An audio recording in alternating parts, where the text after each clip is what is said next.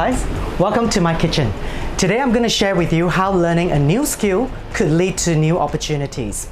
Middle of last year when I first told my mom that I'm going to learn how to cook properly, aka learning her recipes, she sort of laughed at the idea because she never thought that I would stay still and focus on learning how to cook.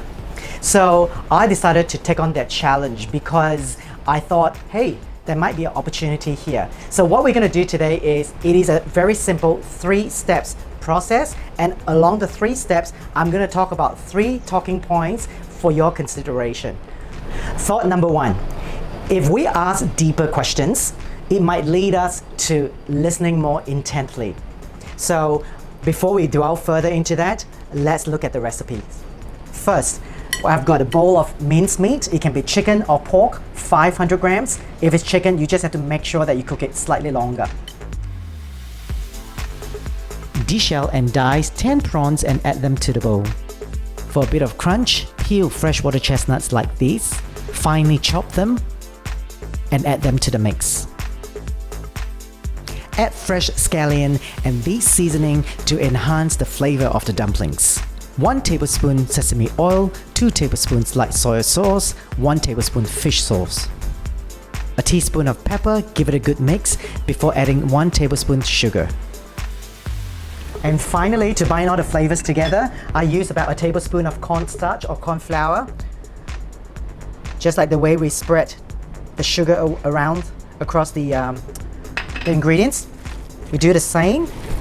As you can see here, it becomes more starchy. So once it's ready, let it sit. If you like the flavors to really go through the ingredients, put it in the fridge for a couple of hours. If not, you can actually make the dumpling now. But before we make the dumpling, I just want to talk to you about the first thought that I mentioned earlier, asking deeper questions. So when my mom remember I talked about my mom having a laugh and saying that, oh my God, are you sure you want to pick up cooking? I got curious because I thought that I can do a lot of things, right? So I would like to try doing things. And so when I asked her, I called her up and I said, what did you mean that you did not have faith in me that I could cook something or learn how to cook? She was very kind. She said, look, Elle, no, it is not about that. It is more about, for the number of years that she has known me, I've never stayed still. I've always done 5 things at once. So she kindly told me that cooking really takes a lot of focus and concentration, and that it really needs an open mind. I was a little bit horrified at the beginning when I heard that, because I thought, geez, I think I'm pretty open-minded. And I decided to, okay, remove my ego and really listen intently what she meant. What she meant was, because I'm dealing with knives and fire, I can't be disturbed by an email or a text message. I have to really focus. And when we cook in the Asian culture, the way she taught me was that we have to cook with the intent of love, because we are pouring our energy into food where somebody else or someone that we love or our friends are going to consume. So if we are all panicky and agitated, that energy will be transferred into the food we made, and hopefully it will not transfer to their body. So that really, I guess, was a bit of an awakening for me, and that thought really transformed the way I thought about what I'm going to do next if my business model is completely broken. Before I show you how to wrap the dumplings, I'm going to share my second thought with you. Be mindful of impermanence. Let's have a look. Dumpling or wonton wrappers like these can be bought from the fresh markets or found in the Asian food section of most good supermarkets. Place a spoonful of the mixture onto the center of the wrapper. Wet the edges with a bit of water before gently sealing the dumpling. That's it. Quite simple, I hope. Earlier I talked about thought number 2, which is be mindful of impermanence. One of the reasons why I say that is the fact that as I was thinking through last year what I was about to do next, what can I do because we've lost so much money, do I panic, do I cry, I did all those.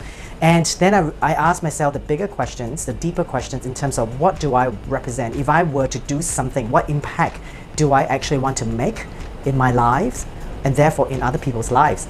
And very fortunate for us, we started a series of conversations around mental fitness. Now, I didn't really focus on mental health in terms of keywords, only because I feel that that very quickly escalates to people's thoughts on depression or suicide or just like statistics and so forth. So we prefer mental fitness only because we have to work at it. Hence, what we decided to do is really look at if nothing is permanent, including our fitness, we've got to do something about it. So the mindset around mental fitness, the ability to focus, the ability to exercise, the ability to do something, it became so important to us that it became the core of our new business model. And hence, my team and I decided to amalgamate all the services that we do under one brand, and it's called Beam. The reason why we call it Beam is because we feel that beaming our energy, as I said earlier, the mindset, the intent of cooking, that energy could be transferred. So very similar when it comes to incentive travel or event experience. Everything depends on energy. Whether you can feel my energy now, doesn't matter where you are, or you are sitting in my living room, I hope that you can sense my energy. I feel at this moment, nothing is more important than our third thought, which is being present. Because being present is the only thing that matters. More often than not, of course, we worry about the future, we cry about the past, but I think there is more to it when we are living in the present. So hold on to that thought, because now we're going to show you how to cook the dumplings. Prepare the soup.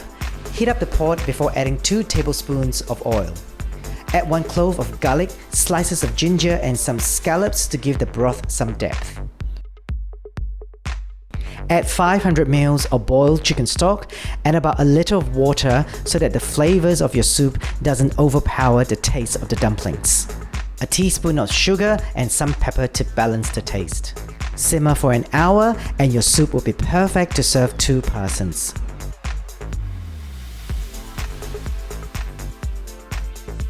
Once the soup is ready, turn up the heat, add in the dumplings and cook for 3 minutes. For chicken dumplings, double the time to ensure they cook through. It's time to bowl up these golden treasures. Garnish the dish with a touch of pepper, fried shallots, and for a touch of green, some scallion.